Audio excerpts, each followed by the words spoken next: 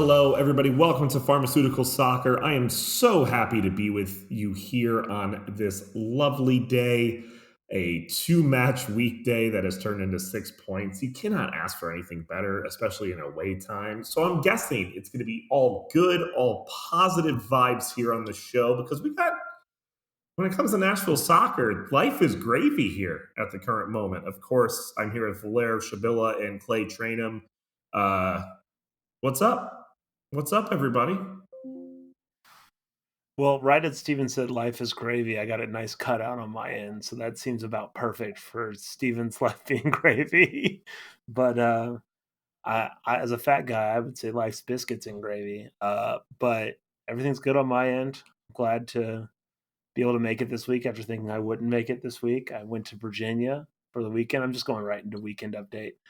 I went to Virginia for the weekend for yet another wedding, and it's been a lot of weddings. And I will say, I know that we're very firmly no free shout outs, but I'm going to do it anyway. I returned to Dinosaur Kingdom 2 once again in Natural Bridge, Virginia.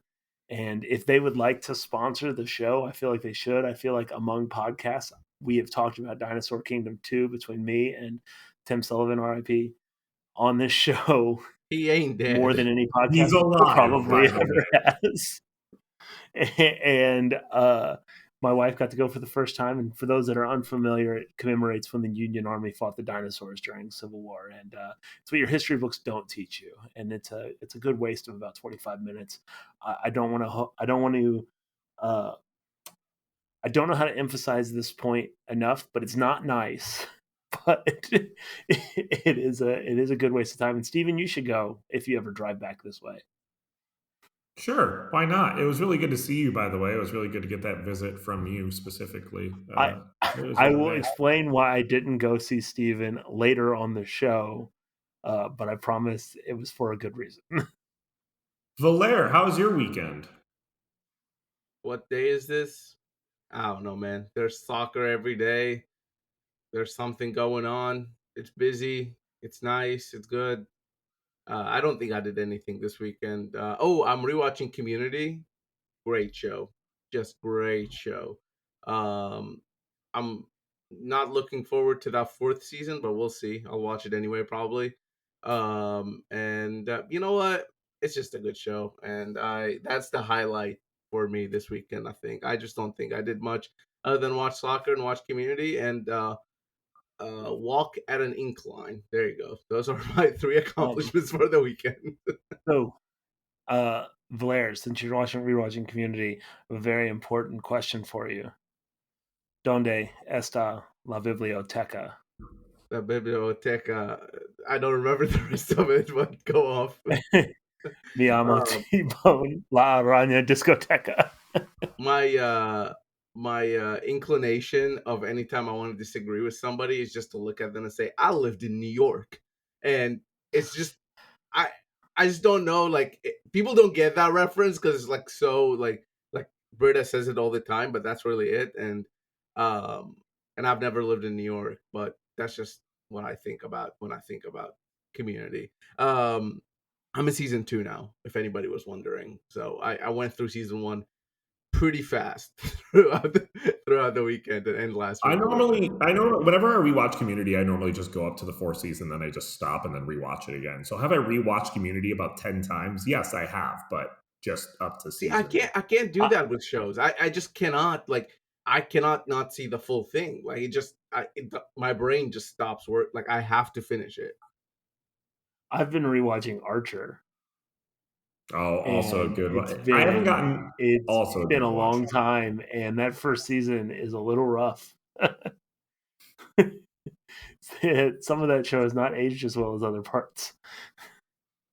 Speaking of having a rough season, how about them DC United? Am I right?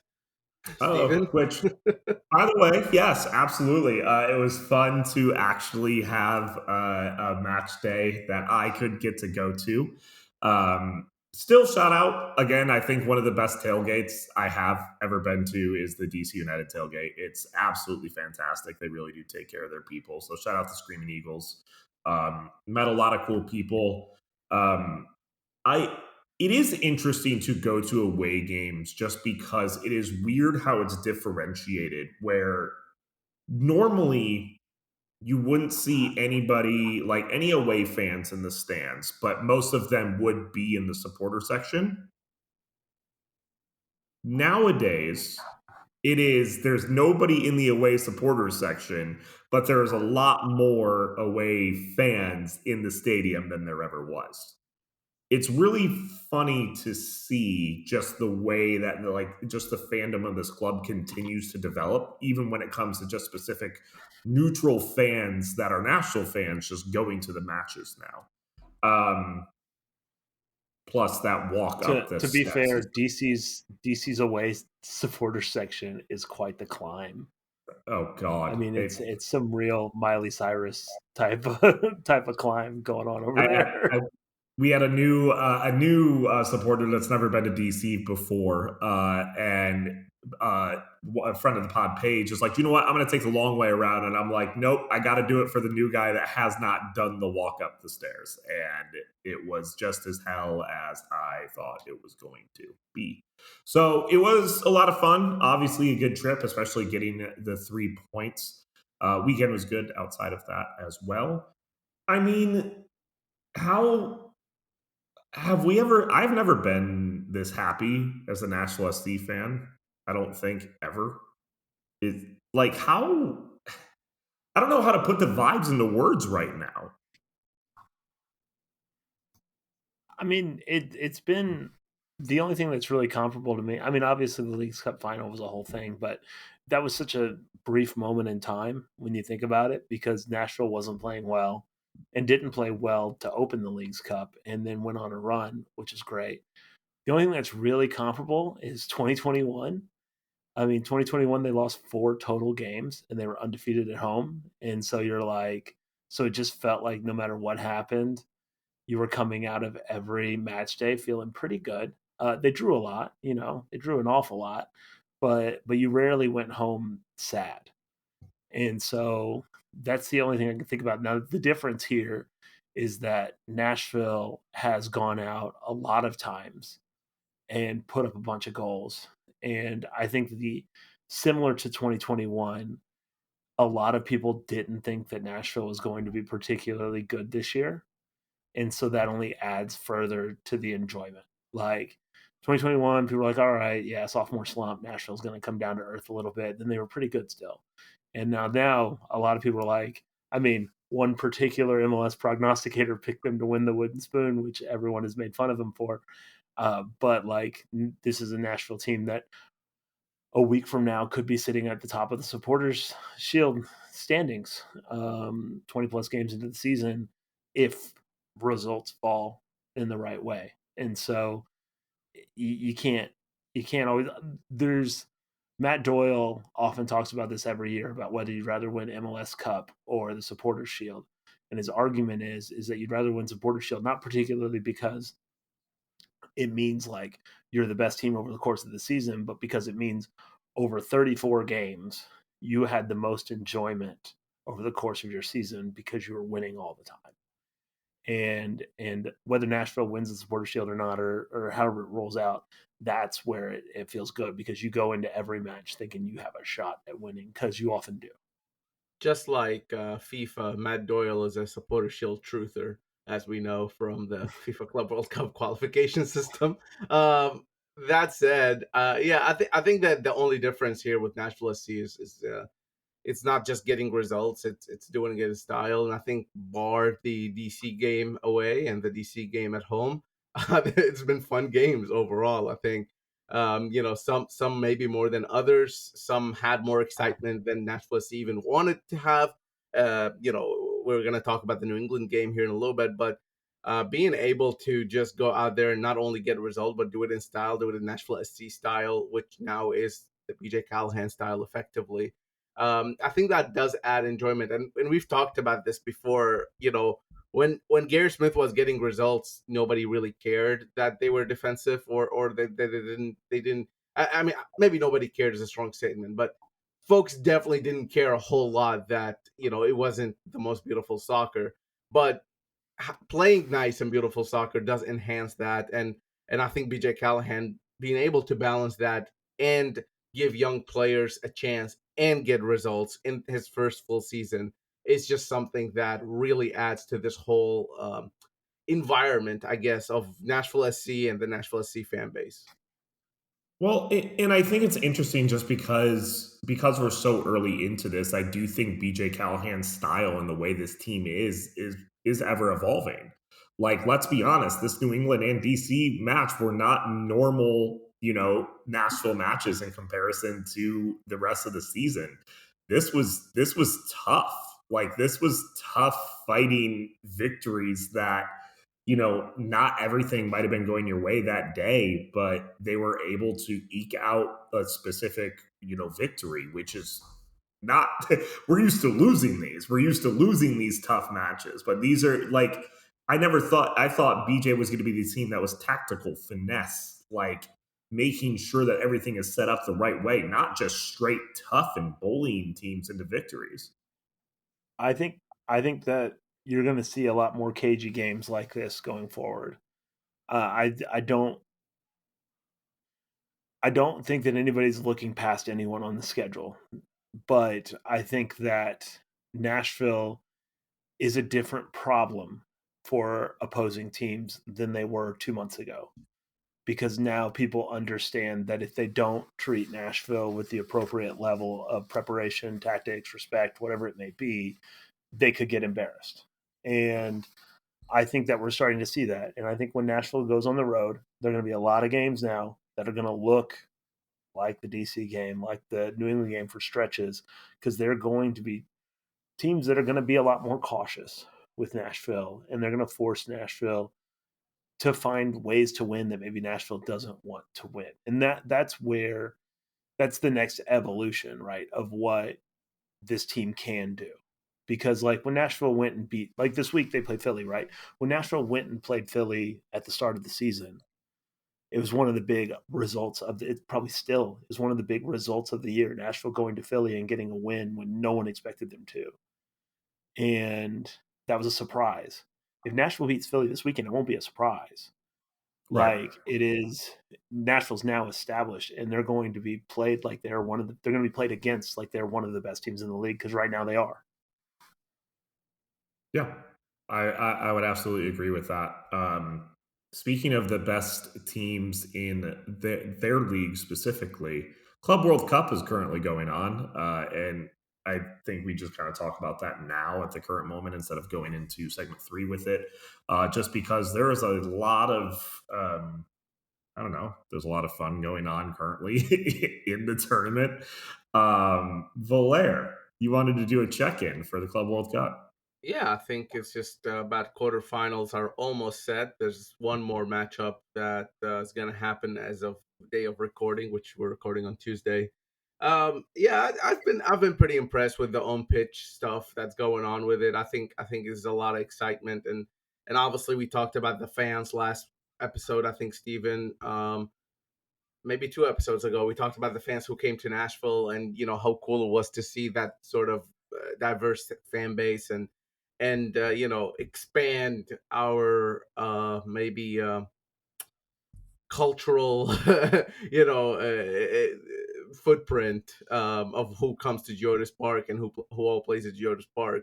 But overall, I think the tournament maybe isn't as successful as it could have been. If they take my advice, I would change some things in terms of execution. I do think the idea overall is paying off, and maybe Europeans won't see it this time around, but by next iteration, I think everybody's going to be really involved with it, and everybody's going to be wanting to be part of it. Right now, what I'm looking at mostly is non-European teams going the distance. So El Hilal beating Manchester City was, yeah, I wouldn't say it was nice because Saudi Arabia is an interesting situation, especially for myself.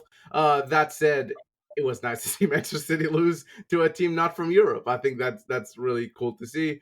Fluminense beating Inter Milan, another really cool one. So now we have Palmeiras going against Chelsea. If they can pull something off, then that is a guaranteed semifinal where no European team will be involved, meaning there will be somebody in the final. who will not be European. So that's really what I'm looking for mostly. The Monterrey Borussia Dortmund game is coming up, and I just know Sergio Ramos is wanting to do something there. I don't know what's going to happen. By the time you listen to this, it's probably already happened. But there are just these storylines that I'm following, and there are some, sort of big implication for these clubs in terms of money that they are following. There's a few things that had to happen in order for this tournament to make the steps forward that we think it's going to make. Because I think that this is going to be a bigger thing the next time. And one of those is European teams need to get upset because they can't start to treat it like a friendly tournament. And I was laughing earlier today, and this is no disrespectment to Valaire, but there's someone I work with who she's an Arsenal fan, has been for a long time. Her husband's a City fan, and so I went and was like, "Oh, how was watching that game last night?" And she's like, "We never even heard about this tournament until a few years ago." And I was like, "Well, to be fair, it's never mattered for Arsenal, but like this is the first time that it's ever felt like it was a bigger deal and is happening. I think there's some real problems with the timing of it. I think that there are some overarching things, but in the same way that it took several decades for the World Cup to become meaningful, I think we're going to see if this continues in the way it has. There will be more of an emphasis put on it because it is genuinely Champions League money to be in this thing. I think we're going to start to see some really interesting things over the years, but it's important for non-European teams to get some big results over this whole tournament. But don't worry, Chelsea's not going to lose. Chelsea is going to push forward. And you know who else is not losing? That's Nashville SC. As we have two matches to talk about over the week, and we're going to do that next, right here on Pharmaceutical Soccer. And we are back right here on Pharmaceutical Soccer, at PharmaSoccer on our Twitter, Facebook, and Instagram. Of course, please make sure you are checking out 615soccer.com for all of your soccer analysis. Gold Cup is going on. We got that coverage. Club World Cup is going on. We got that coverage as well. But also, if you're looking for that Nashville SC coverage, we do have that. Please make sure, even if you're trying to join the free tier, would love to have you sign up. Always do a newsletter. They do a fantastic job of doing weekly recaps about news going on throughout the time. And Discord chat for matches is always fantastic. So please make sure, look through the tiers. Would love to have you join, be a part of what we're doing here at 615soccer.com. It's been a lot of fun. So please make sure you do check that out as well. I forgot to mention this in the first segment, but I do want to mention it because it does involve us. Shout out to Joel, who does our video here for Pharma Soccer. He's got some cool stuff that he took from In the Stands with the Boca Juniors fans that is at 615soccer.com. There will be more parts to that coming up. But the first part of the video of watching with with Boca fans is up, and you should check it out. It was really funny. I saw TikToks of the Boca Juniors fans just from random people, and I saw Joel in like dancing with the fans while taking video content. It was really fun. It was like an Inception style thing to see. It was really fun. So yeah, obviously shout out Omari, I think he's been at both Club World Cup matches too, getting some insight as well. So shout out Omari for being a part of that too. 3. I don't know if he's been at all. Whatever, it's fine. Nashville though, let's just get the DC match out of the way first. Let's talk about that. 1-0 win for Nashville. Sam Surridge, of course, scoring a penalty, still leading the Golden Boot race. Look, it's not as ugly as the way we played DC at home for the 0-0 draw, but it was pretty close. This one was just us going and getting the victory. Eddie Tagseth had to serve a suspension for having 5 yellow cards, so we luckily got that out of the way as well. You could definitely feel his presence missed in some instances during the match. Steven, Nashville had their chances. I have a question for you. BJ made a point about the weather in DC and just how not fun it was to play in that environment in terms of just how sweaty the players were and how the humidity was. Can you give us a glimpse into what that was just from the stands? I mean, I don't like it was in my opinion, it wasn't that bad. Like, honestly, when it got to nighttime, and it could have been where we're at in the stadium, like there was a lot more, a lot more air and breeze going through. So from my end, it wasn't terrible. During the day warm ups, it was awful. But like, I don't know how it would have been worse than New England on Wednesday. Like, I don't think, but it is a swamp town. It is gross. I could see it affecting the field as well and the way the players play, especially having a 2 match week, both going to New England in a very hot, like heat wave, and then going to DC. He brought it up in the press conference as well, just talking about how the players were tired, but still eked out a victory. That's just what it seemed like to me.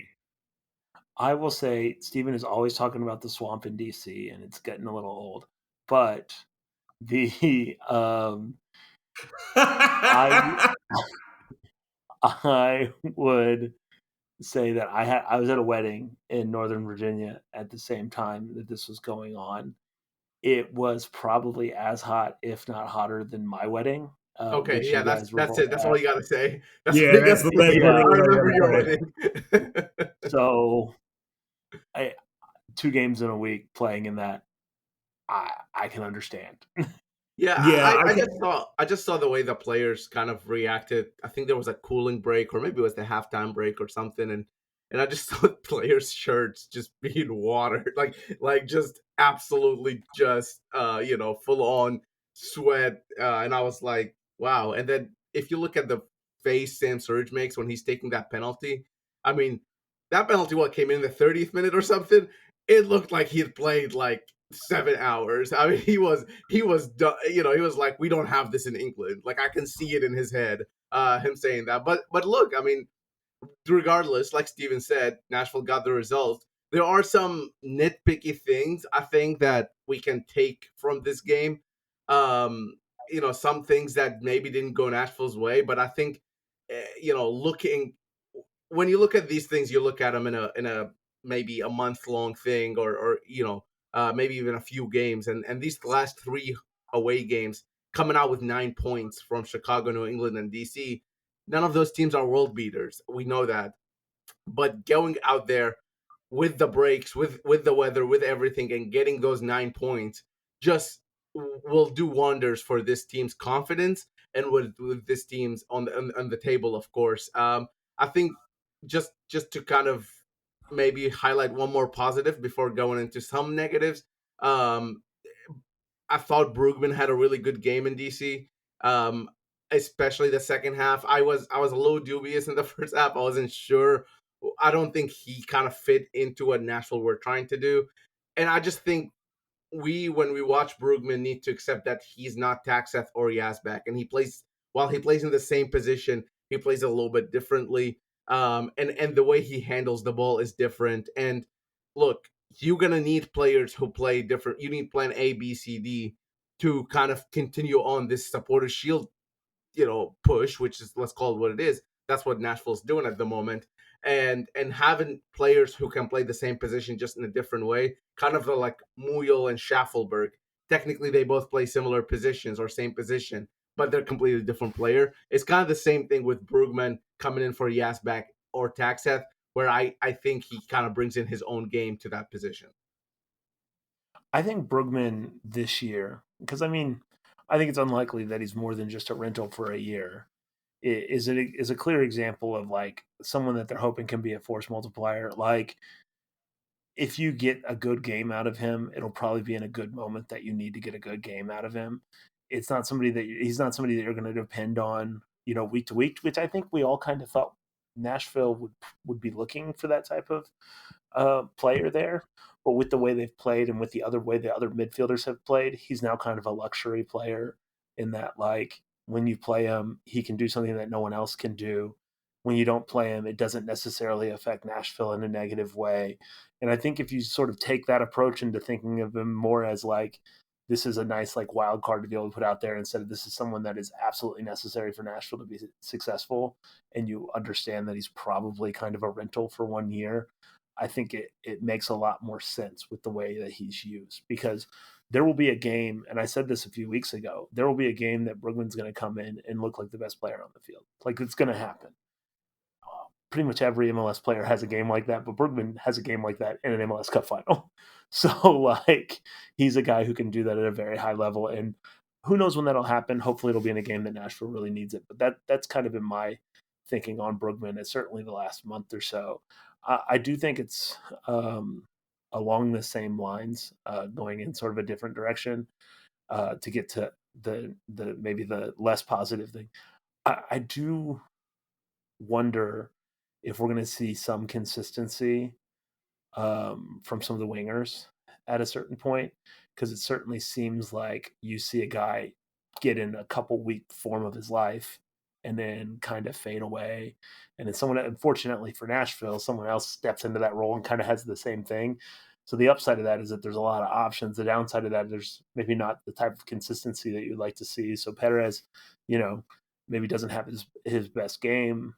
Ahmed Qasim, it's been probably a few weeks since he's had a really big game. And Schaffelberg, whenever he returns, we'll see what we see. But we've seen Schaffelberg certainly on both sides of that spectrum as well. So that's kind of the big question I have now going forward is what is the solution out there? And that's a luxury. I mean, that's a great problem to have. You have three guys who can play in a position at a high level.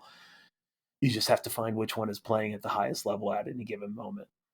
Oh, and by the way, Tyler Boyd will be back before the end of the season as well, where you also have another luxury piece specifically that can play in that wing style. Yeah, Jonathan Perez was interesting, especially during that DC match, because it did seem like a lot was kind of put on his shoulders a little bit, just especially after the match that he had against New England.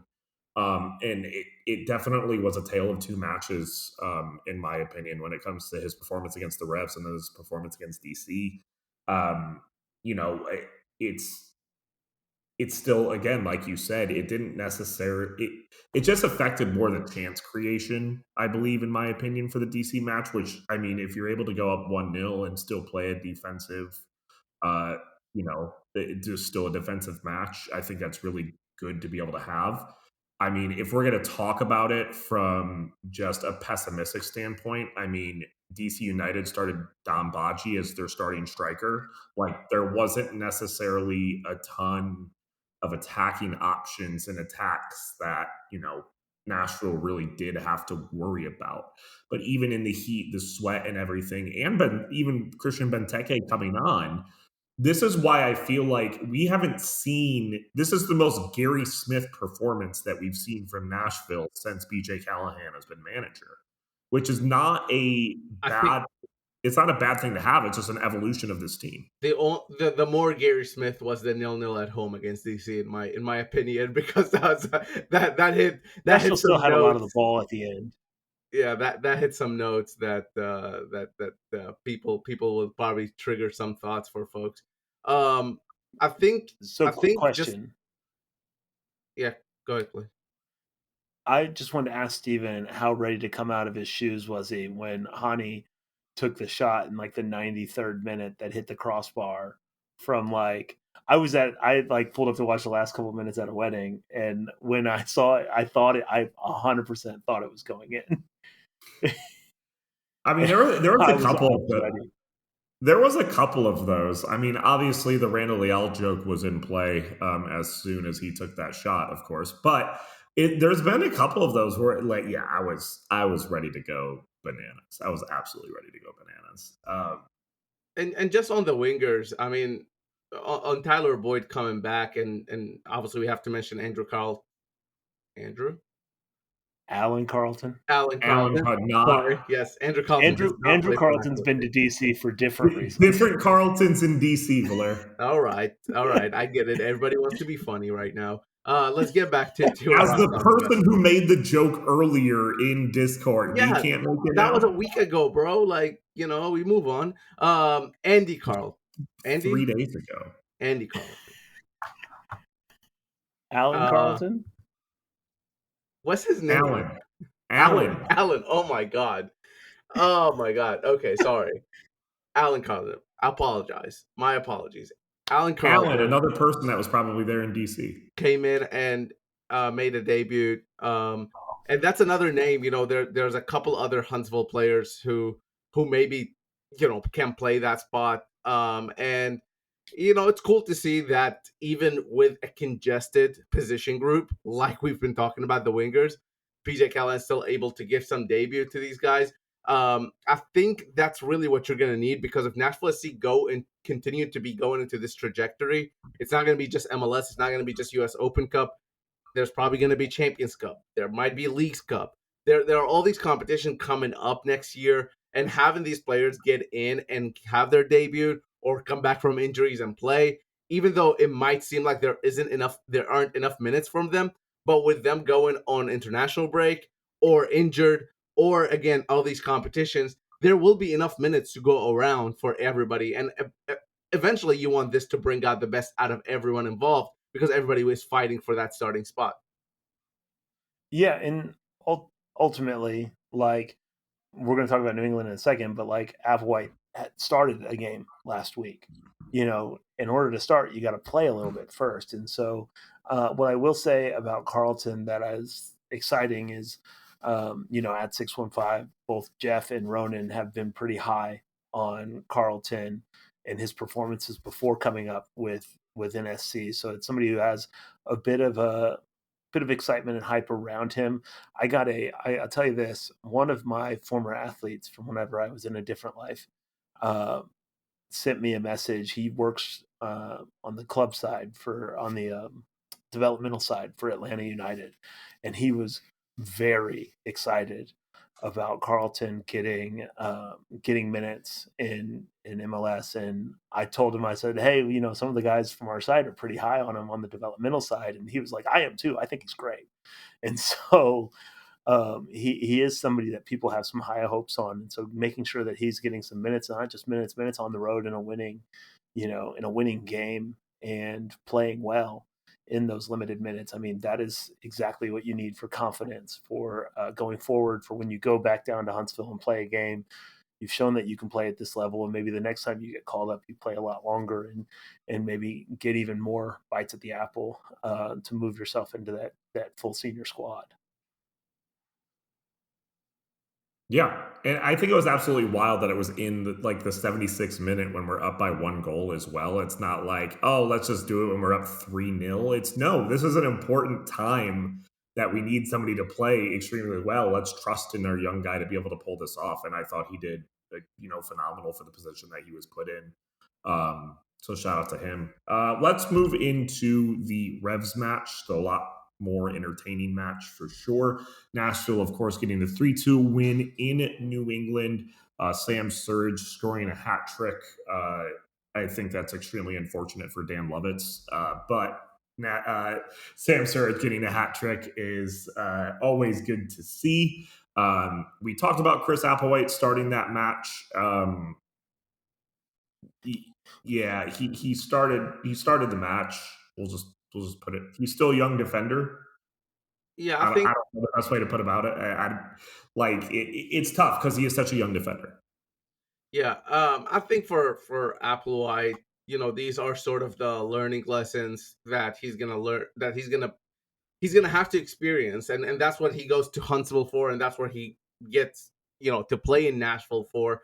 Um, these things aren't always picked up on in the lower leagues. These things aren't always picked up on in the academy, because chances are the teams you're playing against don't have Carlos Heel looking to play an over-the-top ball to the running striker who's already beaten you. Um, that's that's one of the main cornerstones of becoming this sort of player at age of 17, 18, is going through these experiences and learning from them and getting better next time. Now, that said, Nashville SC, the reason why Gary Smith and so many other coaches around the world never or play young players very rarely is because they cost them points and goals at times. So Nashville SC being able to take those young players with them, like Applewhite, and start him and allow him to make those mistakes and learn from his mistakes on the game and still get a result at the end of it is a really, really positive thing. And I think that's going to be that sort of confidence is carrying on through the team.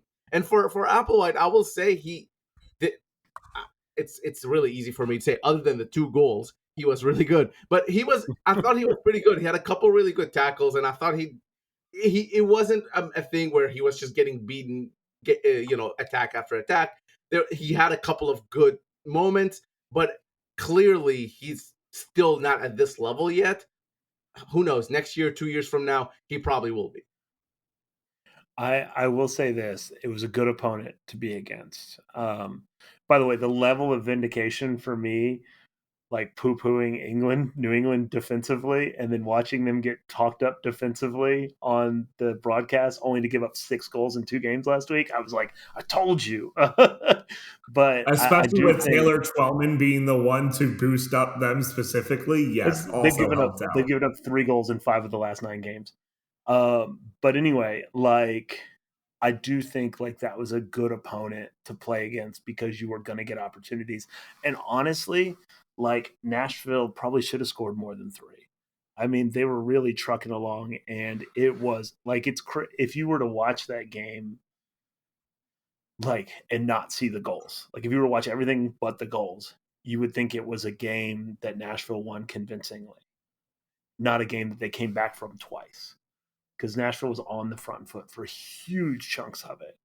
And so it was very much a deserved result. I do think like uh, there's a confidence thing to it. I also think that they want to win in New England. They've never won in New England.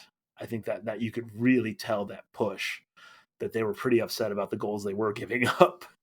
That you could really tell they wanted that one in ways that maybe you couldn't tell as much in the DC game. And that's not to like poo-poo their effort against DC. There's a lot of factors, but there are games when you can tell that players are really pushing and are feeling frustrated that they haven't gotten something out of. So I think that was really evident in that New England game. Yeah, I think the response to that second New England goal was probably one of the best moments I've seen from this Nashville team. It was about 10, 15 minutes after the New England second goal that Nashville just went on a tear. And you can sense the frustration from the players, but instead of sort of, making gestures or yelling or whatever, it was mostly, okay, let's get the ball. We can do this for ourselves. We've proven that we can beat teams and score on teams.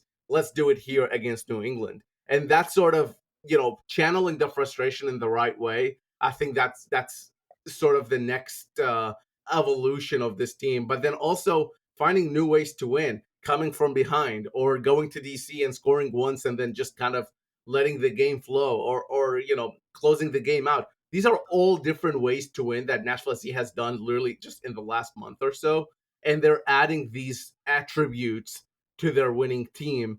And I think they're gonna need all of these throughout the season at some point. So just being able to add different ways to win is just gonna be a good thing for them going forward. All right, we get excited to talk about these matches, obviously, especially about the wins, and we want to be able to talk about them. But sometimes we're bad at giving the time where it's due specifically for a player. We talk about confidence, we're talking about tearing it up, we're talking about new ways for somebody to score. I think we need to give this time for Sam Surridge. We need to give a few minutes to just talk about the way that he is specifically playing for this club. That first goal against New England, I don't remember the last time I've seen him go up for one of those specifically and put it on target. Like we is this the Sam Surridge that we're expecting, that we've been expecting? Is it finally here? I would say this is even like more than I expected, honestly. 16 goals in 20 matches is a great return for anybody anywhere. So I think for Nashville, it's finally working out for them, this DP signing to finally have this sort of breakout season, I guess you can call it. But I, my biggest positive from this is that Sam Surridge hasn't changed his game necessarily. He's just finishing at a better rate. I think he's always had this sort of link up play, this aggression about him, this sort of just finishing quality that always was there. It just didn't come out often enough. And I think what we have seen in the last few games is that maybe it is confidence, like you said, Steven. Maybe it's the fact that he has other players around him who will feed him really good deliveries. And, maybe it's a combination of all these things and the team just being stable enough that Samson is able to flourish in this system. But I really, when I look at him, I don't think he's doing anything differently in terms of how he plays the game. It's just more so that he's able to take advantage of the chances he's given and he's created himself, to where in the past it seemed like it would be one chance out of 20, to where now it seems like it's 10 out of 20.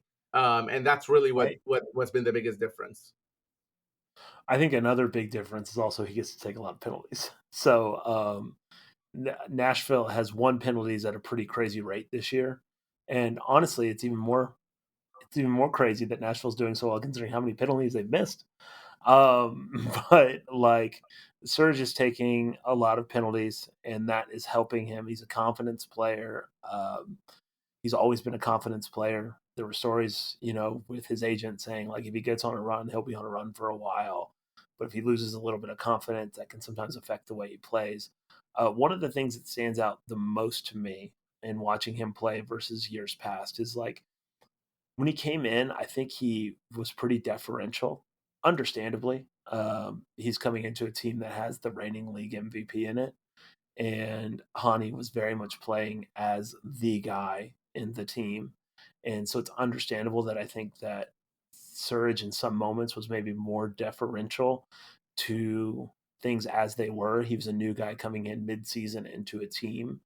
And I think that we've seen the sort of, and I mean this in the most like charitable way possible, we've seen like the more selfish streak that you want to have from your leading goal scorer, from your striker, come out of him. The same type of stuff that we used to see from Hani, like, when they were arguing with each other 2 months ago and people were like, is this a big deal? Like, that's what you want. Like, you want your goal scorers to want the ball. And I think that um, the setup is actually very conducive to him because not only can he score in a lot of ways, he also has Hani Mukhtar, who, just to remind, I mean, we've talked about this on the show. Hani was not a goal scorer when he came to Nashville. That was not his game. His game was a facilitator, was, making the pass that leads to the goal or making the pass that leads to the pass that leads to the goal. And so now you've got a guy who can score goals, who can also is very adept at setting up. You've got wingers that love to get forward. You've got fullbacks that love to get forward and get involved. And so it is all very conducive to having a striker who's a good finisher. And guess what? Sam Surge is pretty confident and he's a pretty good finisher, and it has all come to a head. And I mean, he's probably, one of the favorites for MVP right now, especially if Nashville were to keep this run going. He's on track for 20 plus goals, and the only other guy in Nashville who's ever done that is Hani. That is Really absolutely. quickly, really quickly. I think people forget that he's only 26 years old as well. I think he has a lot of career. I mean, this is his prime.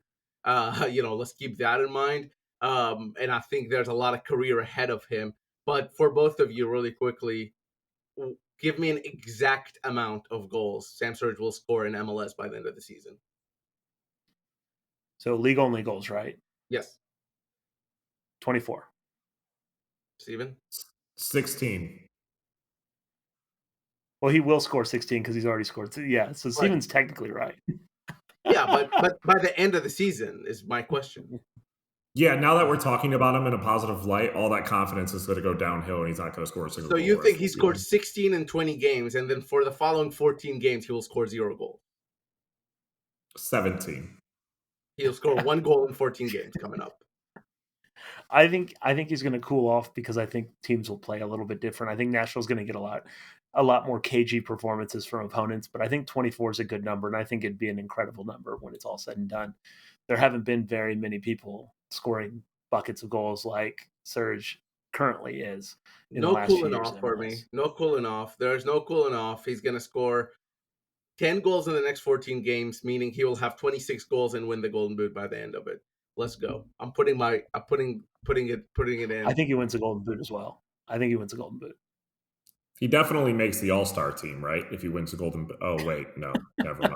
He Hey, doesn't do Hani that. was an MVP finalist and didn't even make the initial All-Star roster until somebody got hurt or whatever.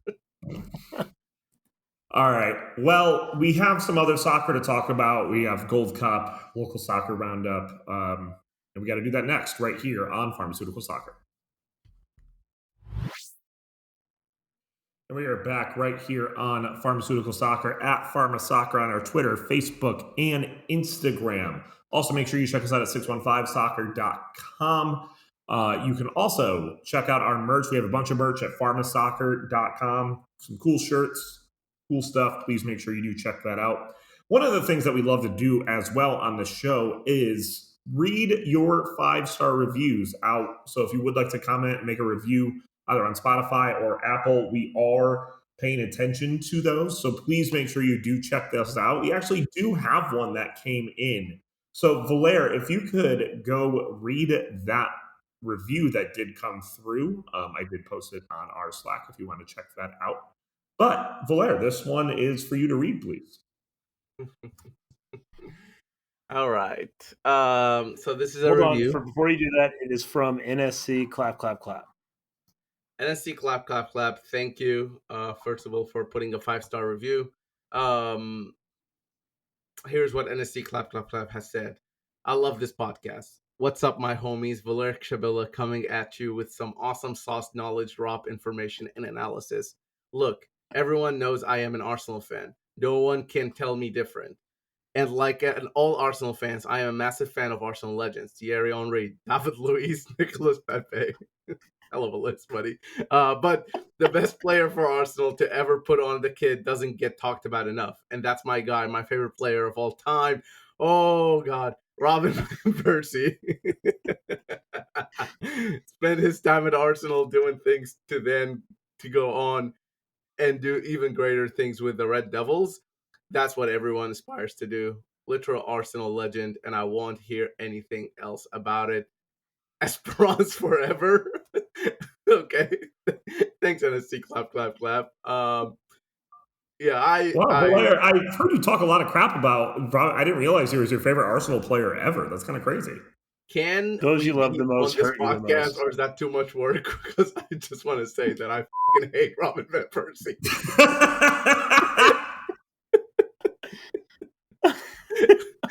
So, I don't know. We need to get involved, but I really had to say it after reading that. I did really enjoy the Thierry Henry, David Luiz, Nicolas Pepe as Arsenal legends, because that's a hell of a list, man. That's a really good list. Shout out NSC, clap, clap, clap. Valer, thank you very much for being honest with us and being here. Really do appreciate it. If you want your 5-star reviews to be read out loud on this show, please make sure you leave one. Would love to, read them out. It's always a good time.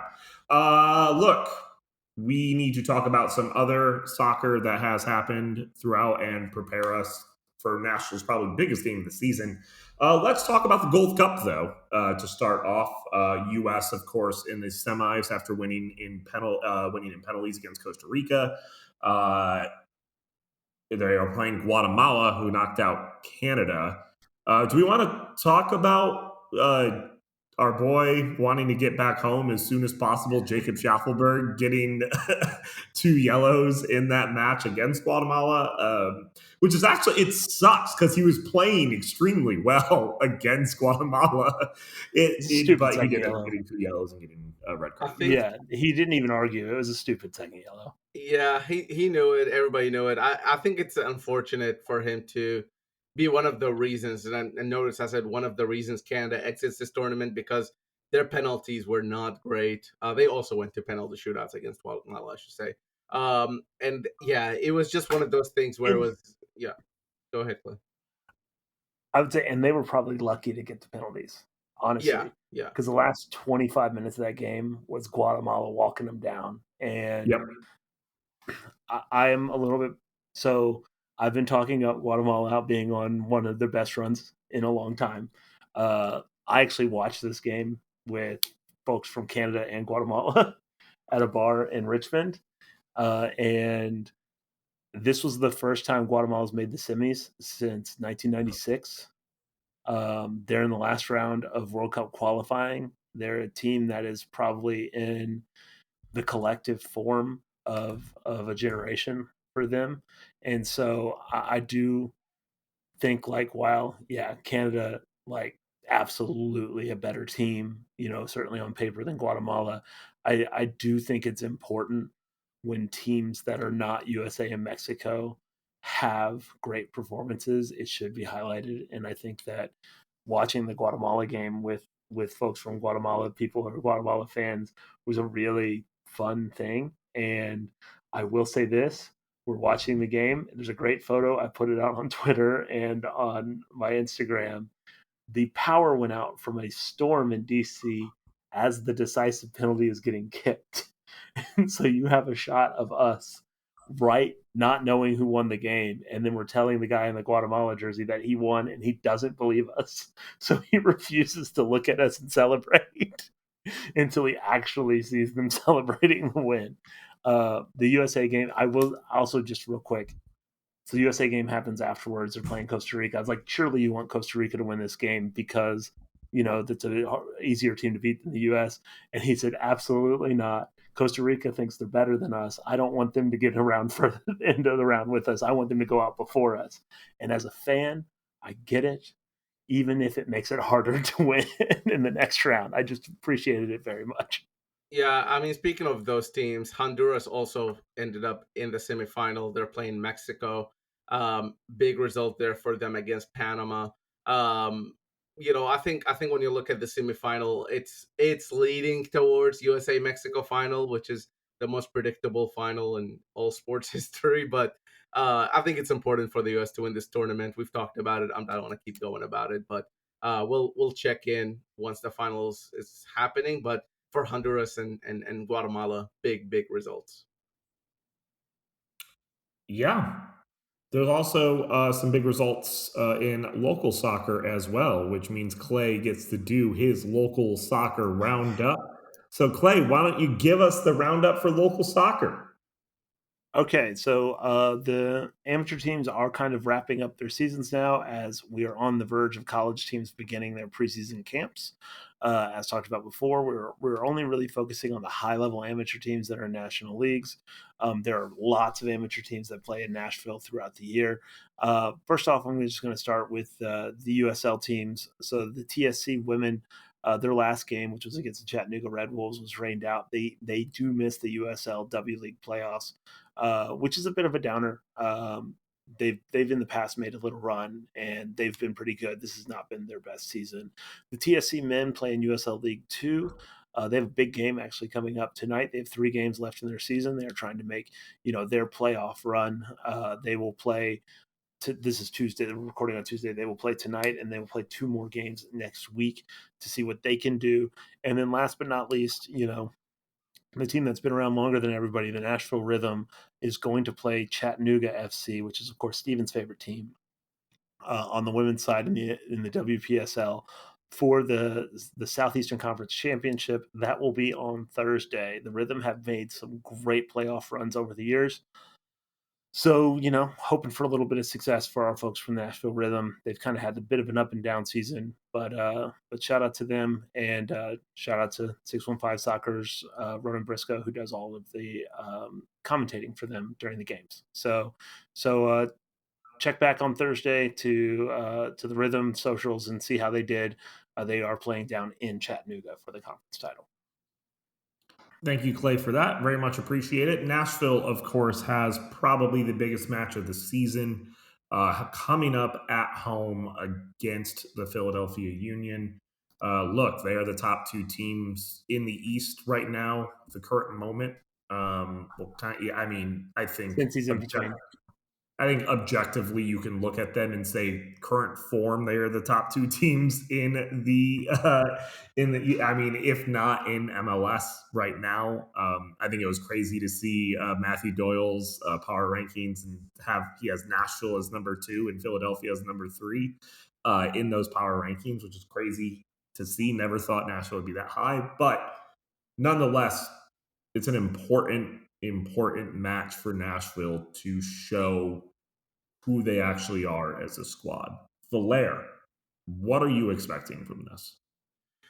I'm really expecting a good game.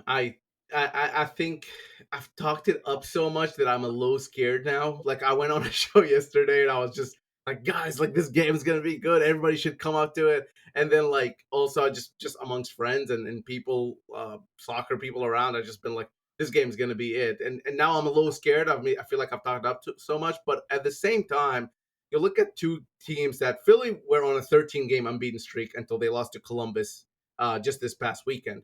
Now, that said, they lost to Columbus missing some very important players.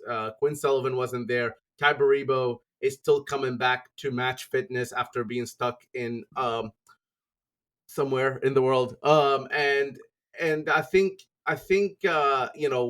once they get those pieces back, they're gonna just pick up where they left off.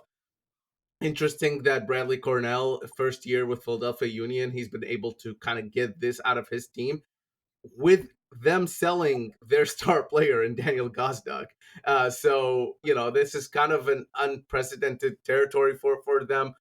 They've been able to win in the past, obviously, and go on a supporter shield run in the past, but it was not with Bradley Cornell and it wasn't with this squad. So for Nashville, I think on the pitch is kind of going to be the exciting thing with two teams who press, who two teams who want to win the ball back as soon as they lose it, meaning that there's going to be a lot of intensity in this match, meaning there's going to be a lot of back and forth, pushing and shoving, I think. And I think that adds excitement, especially with the couple promotions that Nashville SC are running, whether it's locals get in for free or the waived fees.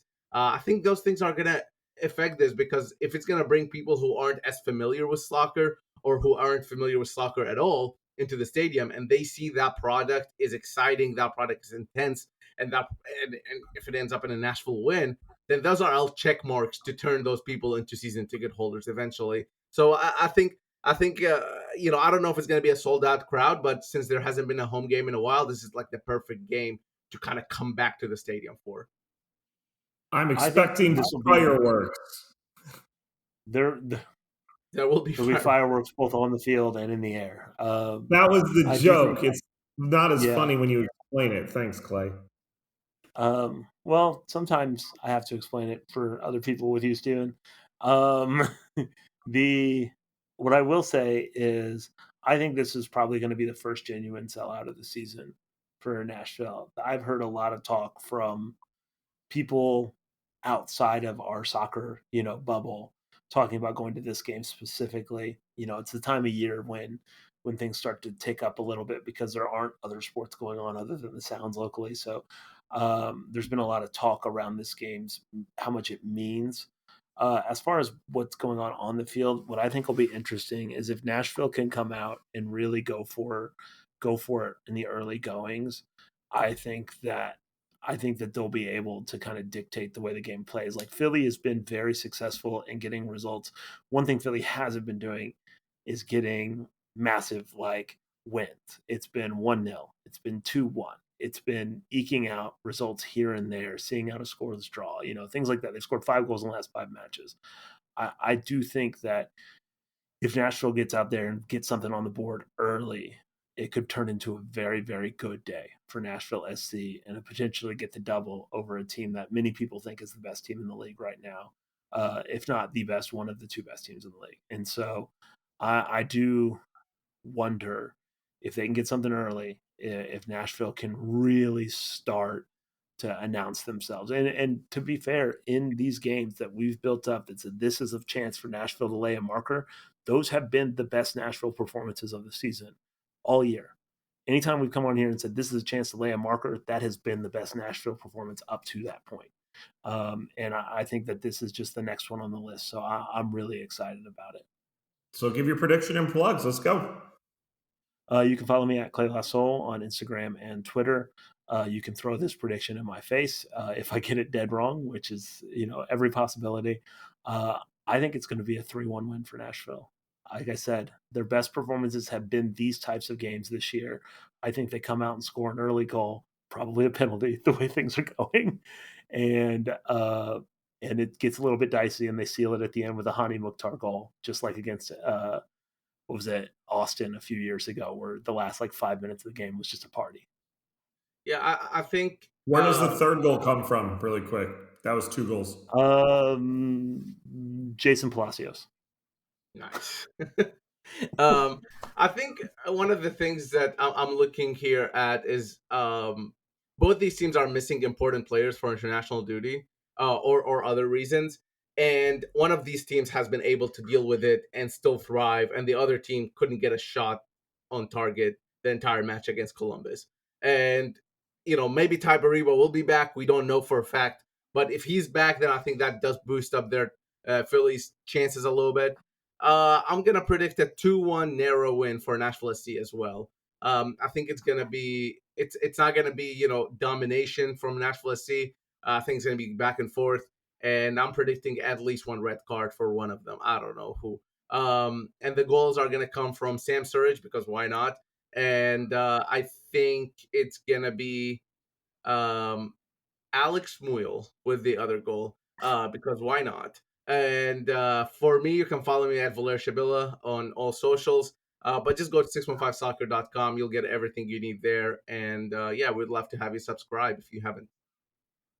Follow Valer Shabila on TikTok as well. Please make sure you do that, as TikTok fame has become to Valer Shabila in the most recent time. So please make sure you do check that out as well. That's all I'm going to plug. I'm just going to plug Valer Shabila's I am TikTok. huge in North Africa.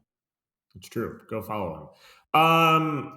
This is going to be the exact opposite of what we think, and we're all going to be disappointed. It's going to be a 0-0 draw in Nashville. Everybody is, it's just not going to be what we think. It's just, this is what happens. We expect something to happen, and then it doesn't happen. So that's why I'm going to go 0-0 draw. Thank you guys so much for listening to the show. Truly do appreciate it. Thank you guys so much for being here. Of course, we're going to talk about that Philadelphia match next week. I hope everybody enjoys their 4th of July and enjoys the match on Saturday. Looking forward to talking to you about it. Have a great rest of your week.